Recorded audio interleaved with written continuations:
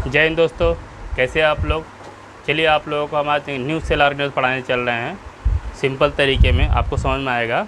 सबसे पहले हम उसका हिस्ट्री देखते हैं, उसके बाद उसका स्ट्रक्चर देखते हैं, उसके बाद उसका फंक्शन देखते हैं। सिंपल है।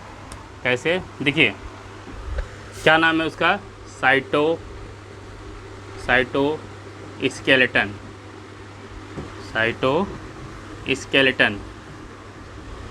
Skeleton okay. आज का टॉपिक है साइटोस्केलेटन। जिस तरह जो भी सेल ऑर्गेनेल हम आपको पढ़ाए हैं उसी तरह से ये भी एक सेल ऑर्गेनेल ही है। चलिए, in 20th century Russian biologist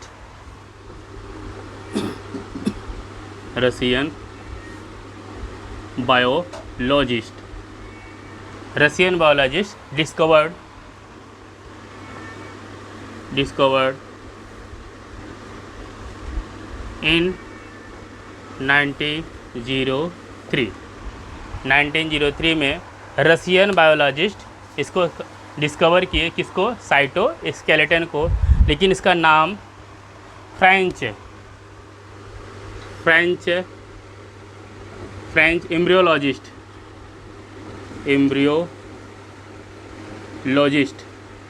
क्या नाम इनका है, पॉल विंटरिबर्ट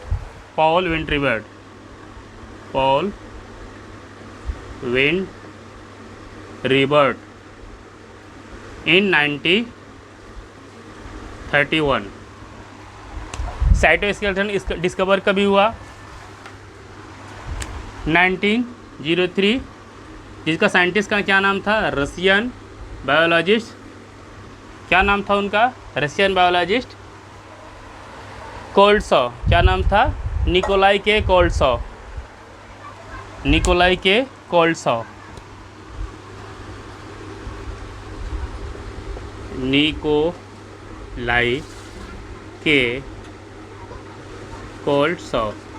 कभी खोज किए, इन 1903 में इसका खोज किए निकोलाई के कोल्डसॉ, रशियन बायोलॉजिस्ट, और फ्रेंच एम्ब्रियोलॉजिस्ट पॉल विंटरिबर्ट 1931 में इसका नाम दिए। ठीक है, चलिए नेक्स्ट चलते हैं। इसका स्ट्रक्चर देखते हैं। सिंपल स्ट्रक्चर है, आपको बहुत ही अच्छा लगेगा। देखिए, पहले आप एक सर्कुलर स्ट्रक्चर बनाते हैं इस तरह से। ये सर्कुलर स्ट्रक्चर हुआ। इसके सेंटर पे एक न्यूक्लियस बनाते हैं जो कि डेंस रहेगा। ठीक है, और इसके जस्ट ऊपर सेंट्रोसोम, और यहाँ से फाइबर्स निकले होंगे, फाइबर्स इस तरह से।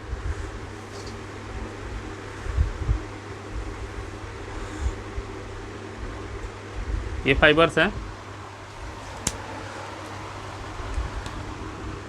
ये हुआ सेल मेम्ब्रेन,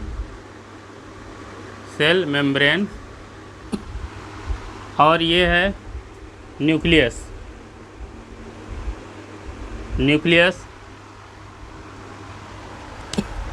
इसका नाम है अपना, रेड कलर का जो दिख रहा है आपको, ये है माइक्रोफिलामेंट। और तो और इसके जस्ट किनारे पे इस तरह स्ट्रक्चर रहेगा।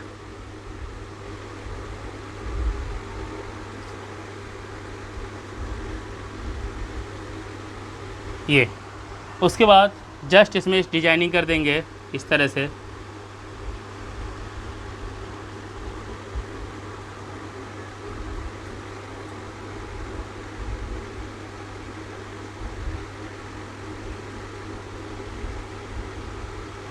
ये जो स्ट्रक्चर आपको दिख रहा है इसको हम बोलते हैं माइक्रोफिलामेंट।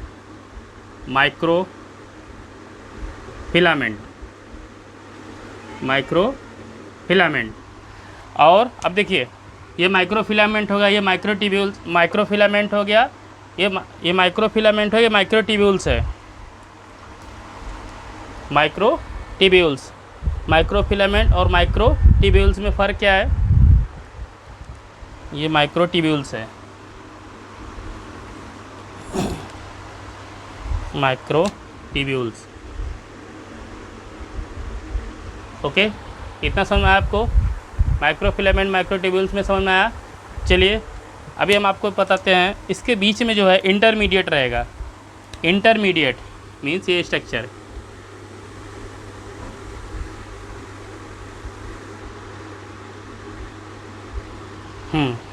इसमें जस्ट लाइनिंग करते हैं।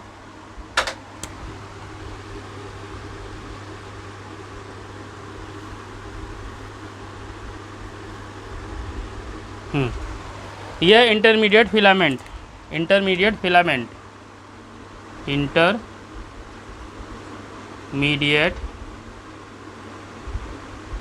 फिलामेंट, इंटरमीडिएट फिलामेंट, ठीक है। ये स्ट्रक्चर है जिसका हम बोलते हैं साइटोस्केलेटन, सेल मेम्ब्रेन। ये है माइक्रोफिलामेंट, इसके बीच, इसके जस्ट बीनीथ इंटरमीडिएट फिलामेंट। उसके बाद ये क्या, माइक्रोट्यूब्यूल्स, और ये न्यूक्लियस, और ये क्या, सेंट्रोसोम। क्या है? सेंट्रोसोम, सेंट्रोसोम, ठीक है। ये स्ट्रक्चर आपको समझ में आया? ये साइटोस्केलेटन, साइटोस्केलेटन है, जिसका डिस्कवरी कब हुआ? 1903 में। कौन किया? निकोलाई के कोल्डसॉव इन 1903, जिसका नाम फ्रेंच एम्ब्रियोलॉजिस्ट पॉल विंटरबर्ट रखे, ठीक है। चलिए अब इसका फंक्शन देखते हैं। ये स्ट्रक्चर आपको दिख गया, बहुत ही सिंपल तरीका है। सबसे आप सर्कुलर स्ट्रक्चर बनाएंगे, बाहरी वाले लेयर को सेल मेम्ब्रेन, उसके बाद जस्ट उसके नीचे ये माइक्रोफिलामेंट, फिर ये जो बीच में है उसको मिलते हैं इंटरमीडिएट फिलामेंट, और उसके जैसे अंदर आएंगे आप, रेड कलर का जो दिख रहा है आपको, ये माइक्रोट्यूब्यूल्स हुआ, और ये न्यूक्लियस हुआ, और इसका जो डेंस पार्टिकल इसको हम बोलते हैं सेंट्रोसोम, सेंट्रोसोम। चलिए अब देखिए इसका स्ट्रक्चर किस तरह होता है। जो माइक्रोफिलामेंट होता है ये एक्टिन फाइबर का बना होता है, एक्टिन, इसको बोलते हैं एक्टिन प्रोटीन, एक्टिन, ओके, जो कि मसल कॉन्ट्रैक्शन के लिए रिस्पॉन्सिबल होता है।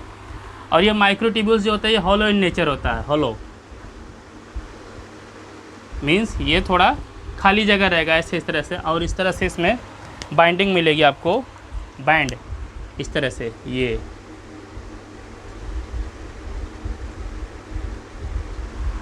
इस तरह से बैंड मिलेगा। साथ ही साथ इसके बाद हम चलते हैं, आपको इंटरमीडिएट फिलामेंट जो है इस तरह से स्ट्रक्चर रहेगा, सिंपल है, ज़्यादा कुछ कॉम्प्लेक्स नहीं है।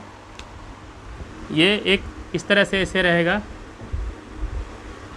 और उसके बाद दूसरा फिलामेंट इसके जस्ट इंटरट्विन्ड रहेगा इस तरह से, ये इसको बोलते हैं इंटरमीडिएट फिलामेंट। साथ ही साथ माइक्रोफिलामेंट का जो स्ट्रक्चर है वो इस तरह से है,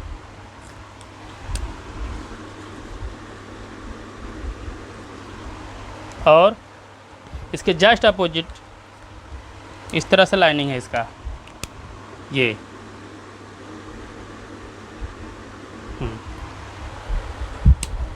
ये बेसिकली क्या हो, इनका जो फंक्शन है आपको मैं समझा रहा हूँ। चलिए इसको इरेज करते हैं। ये इसका स्ट्रक्चर हो गया, ये इसके हिस्ट्री हो गई। रशियन बायोलॉजिस्ट निकोलाई के कोल्डसॉव 1903 में इसको डिस्कवर किए। फ्रेंच एम्ब्रियोलॉजिस्ट जिनका नाम है पॉल विंटरबर्ट 1931 में इसका नाम दिए। और ये रहा स्ट्रक्चर।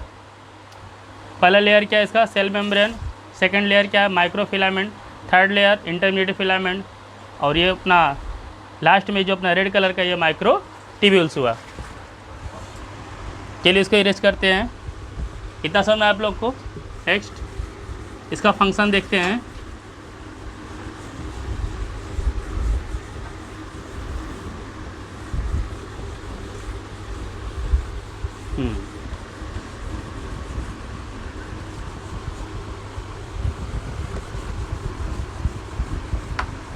इसका डेफिनेशन क्या है, फंक्शन देखते हैं।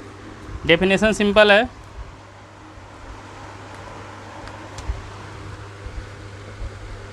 Definition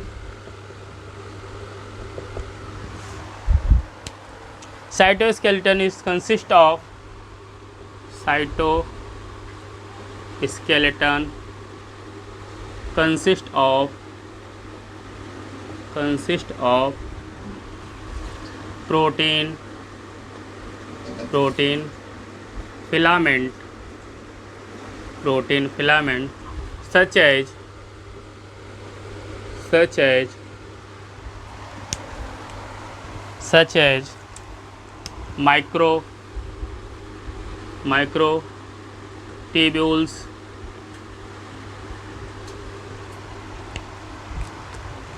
microtubules, microfilament। Third one क्या है?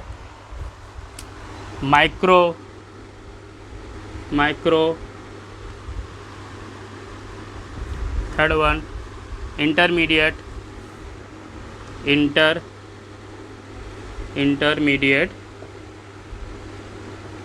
filament।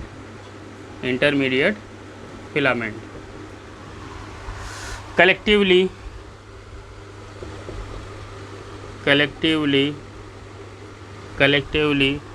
these fiber called as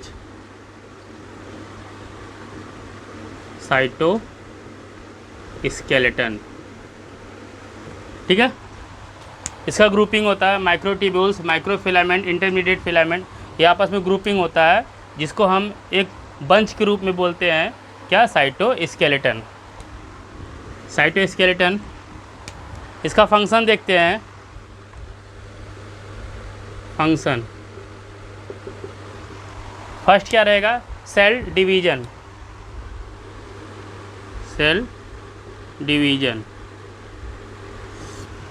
जब भी सेल डिवाइड होता है तो साइटोस्केलेटन के हेल्प से ही हो पाता है, अदरवाइज नहीं हो पाएगा। सेकंड क्या है? Mechanical support.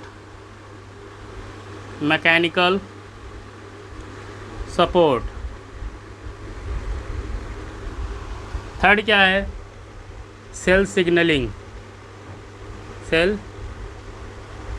सिग्नलिंग। फोर्थ क्या है?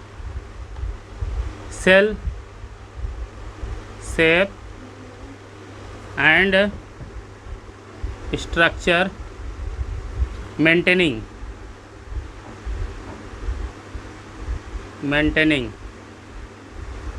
साथ ही साथ सेल स्ट्रक्चर और anchoring cell organelles. Anchoring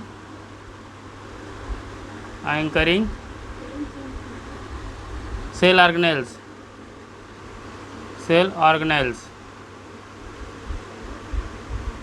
anchoring cell organelles. Muscle contraction.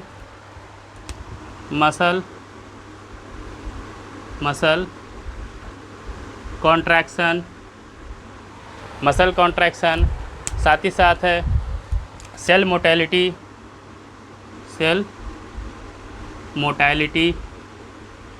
ये सब के सब क्या है? फंक्शन है। साइटोस्केलेटन में क्या क्या हेल्प करता है? सेल डिवीजन के लिए, बेसिकली सेल डिवीजन, जब सेल डिवाइड होता है उसके स्पेंडल फाइबर्स बनते हैं, वो साइटोस्केलेटन के थ्रू बनता है। मैकेनिकल सपोर्ट, सेल का शेप एंड साइज को व्यवस्थित रखने के लिए। सेल सिग्नलिंग, सेल में जो कुछ भी घटनाएं हो रही है उसको सिग्नल देता है और उसको होम्योस्टैटिस करता है। साथ ही साथ सेल शेप उसके स्ट्रक्चर को मेंटेन करता है। Anchoring cell organelles, cell organelle को मजबूती से एक जगह पकड़े रहता है जिसको इधर उधर भटकने नहीं देता है। और मसल कॉन्ट्रैक्शन, जब हमारे मसल्स कॉन्ट्रैक्ट और रिलैक्स होता है उसमें ये रिस्पॉन्सिबल होता है एक्टिन और मायोसिन प्रोटीन की वजह से। सेल मोटिलिटी, सेल एक जगह दूसरी जगह मूव करता है, उसके लिए जिम्मेदार कौन होता है? अपना साइटोस्केलेटन। आई होप आप लोग ये वीडियो पसंद आया होगा। अगर आपको ये वीडियो अच्छा लगा तो लाइक करिए, सब्सक्राइब करिए और कमेंट करिए। तब तक मिलते हैं आपको नेक्स्ट वीडियो में। Bye bye.